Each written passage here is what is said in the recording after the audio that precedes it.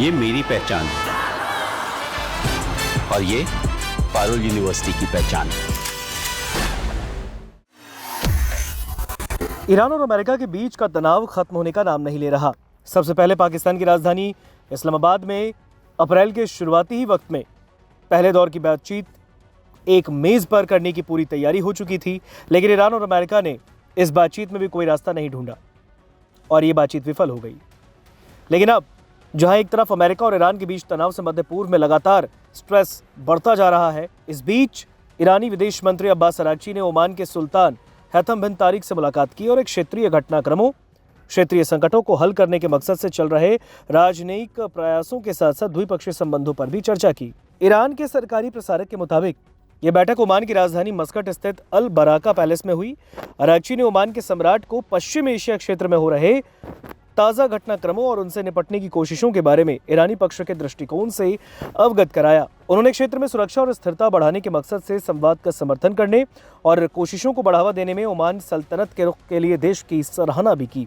खासतौर से हाल के घटनाक्रमों के मद्देनजर।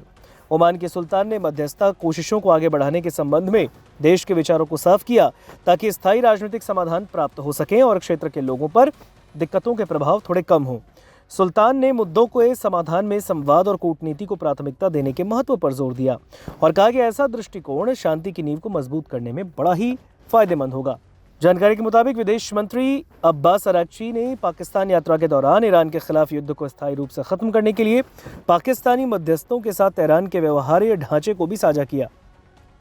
अब इस बीच एक रिपोर्ट आई जिसने बताया कि रविवार को इससे पहले ईरान के राष्ट्रपति मसूद पेजेश्कियन ने कहा था कि ईरान दबाव, धमकियों और घेराबंदी के तहत बातचीत में कतई शामिल नहीं होगा। पाकिस्तान के प्रधानमंत्री वजीर आजम शहबाज शरीफ के साथ टेलीफोन पर हुई बातचीत के दौरान पेजेश्कियन ने बातचीत और युद्ध विराम अवधि दोनों के दौरान अमेरिका की ओर से लगातार किए जा रहे उल्लंघन और जबरदस्ती वाले व्यवहार की भी कड़ी आलोचना की है। ईरान के राष्ट्रपति मसूद